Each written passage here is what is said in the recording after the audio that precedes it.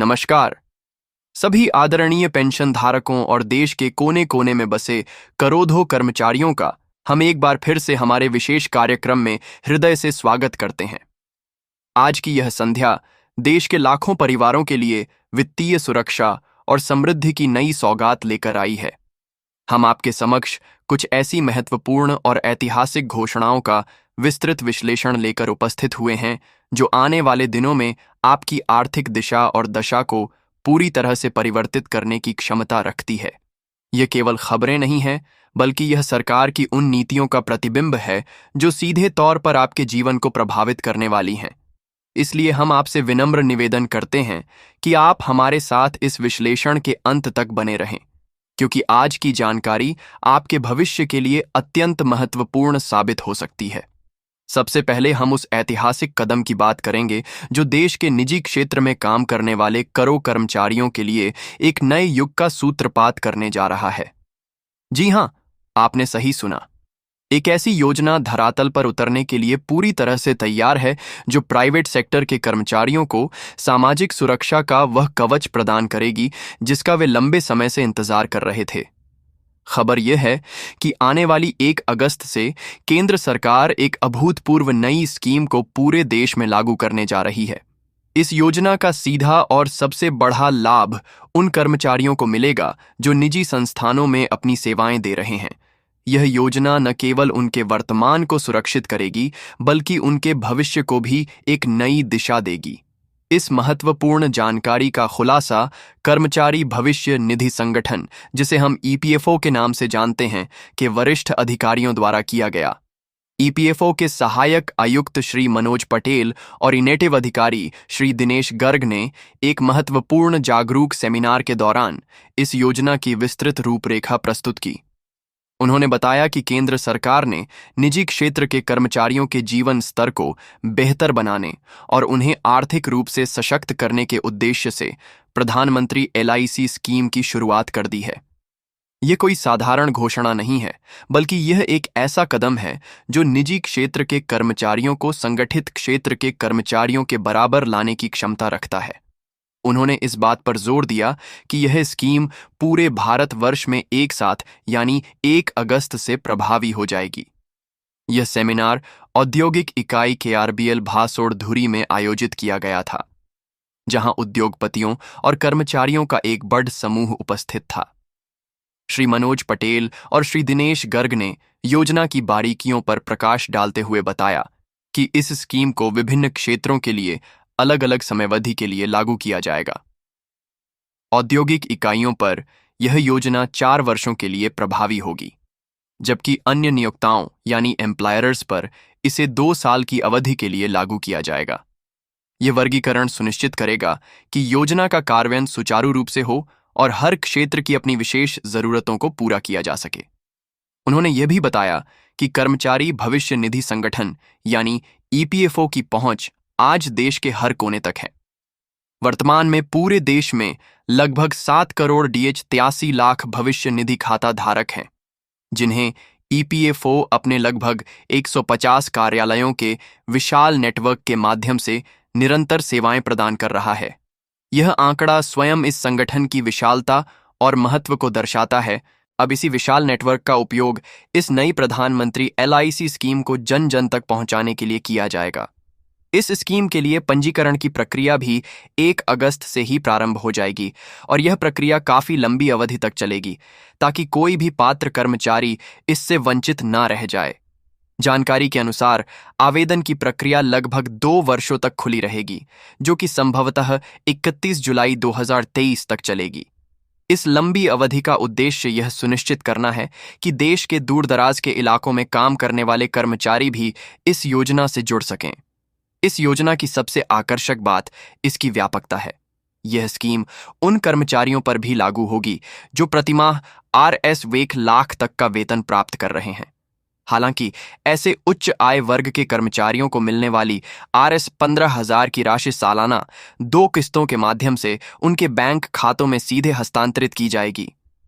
यह प्रावधान सुनिश्चित करता है कि योजना का लाभ समाज के हर वर्ग तक पहुंचे, चाहे उनकी आय कुछ भी हो। यह योजना केवल कर्मचारियों के लिए ही नहीं, बल्कि उन नियोक्ताओं के लिए भी लाभकारी है जो रोजगार का सृजन करते हैं। सरकार ने इस स्कीम के तहत नियोक्ताओं को भी प्रोत्साहित करने के लिए विशेष प्रावधान किए हैं। इसके अंतर्गत जिन कर्मचारियों का वेतन Rs 22 प्रतिमाह तक है, उनके मालिकों को सरकार की ओर से प्रतिमाह R8000 की सहायता राशि प्रदान की जाएगी। इसी प्रकार Rs 110,000 से अधिक और एक निश्चित सीमा तक वेतन पाने वाले कर्मचारियों के नियोक्ताओं को प्रतिमाह R2000 दिए जाएंगे, और जो नियोक्ता Rs 1,00,000 तक के वेतन वाले कर्मचारियों को रोजगार देते हैं, उन्हें सरकार की ओर से हर महीने Rs 3,000 की सहायता मिलेगी। यह कदम न केवल नियोक्ताओं पर पीडीडीएचने वाले वित्तीय बोझ को कम करेगा, बल्कि उन्हें अधिक से अधिक लोगों को रोजगार देने के लिए भी प्रेरित कि इस बार आपके वेतन और पेंशन में कितनी वृद्धि होने वाली है, किन किन लोगों को इस बढ़ोतरी का लाभ मिलेगा और महंगाई भत्ते में कितने प्रतिशत की वृद्धि के संकेत मिले हैं। यदि आप केंद्र सरकार के अधीन कार्यरत कर्मचारी हैं या राज्य सरकार के कर्मचारी हैं, तो आपके लिए महंगाई भत्ते में संभावित बढ़ोतरी को लेकर एक अत्यंत अच्छी खबर निकलकर सामने आ चुकी है।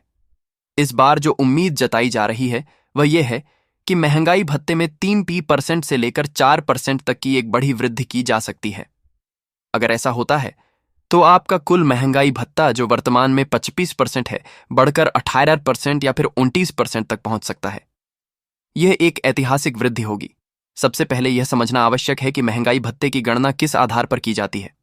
महंगाई भत्ते यानी DA की गणना अखिल भारतीय उपभोक्ता मूल्य सूचकांक, जिसे अंग्रेजी में all India consumer price index for industrial workers AICPIIW कहा जाता है, के आधार पर की जाती है।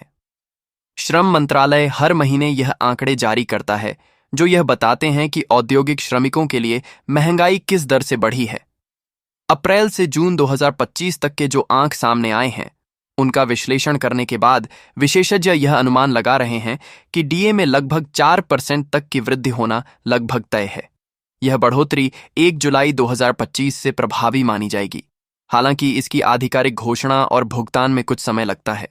आमतौर पर सरकार द्वारा इसकी घोषणा के बाद भुगतान सितंबर या अक्टूबर के महीने में एरियर के साथ किया जाता है। कई बार सरकार त्योहारों के मौसम में कर्मचारियों को तोहफा देते हुए बोनस के रूप में भी इसका भुगतान करती है। आपको याद दिला दें कि पिछली DA बढ़ोतरी इसी वर्ष मार्च 2025 में की गई थी।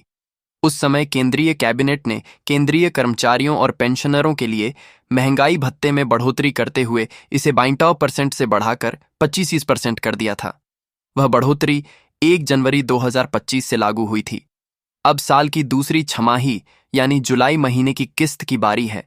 यह बढ़ोतरी वेतन भोगी वर्ग के लिए बढ़ती महंगाई से लड़ेचने में एक बहुत बड़ी राहत प्रदान करने वाली है, क्योंकि पिछले कुछ समय में खाद्य पदार्थों और अन्य आवश्यक वस्तुओं की कीमतों में काफी वृद्धि देखी गई है। केंद्र सरकार द्वारा महंगाई भत्ते की घोषणा के बाद राज्य सरकारें भी अपने कर्मचारियों के लिए इसे लागू करती हैं। अब हम आपको बताते हैं कि विभिन्न राज्यों में DA को अपडेट करने की वर्तमान स्थिति क्या है। सबसे पहले बात करते हैं जम्मू और कश्मीर की।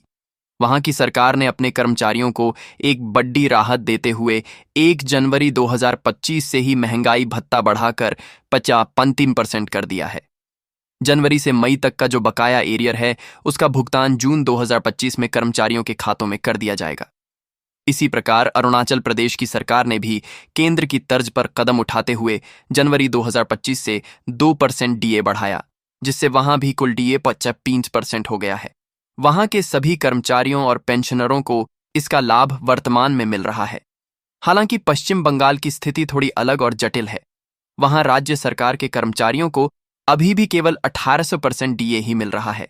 यह मामला देश की सर्वोच्च अदालत यानी सुप्रीम कोर्ट तक पहुंचा।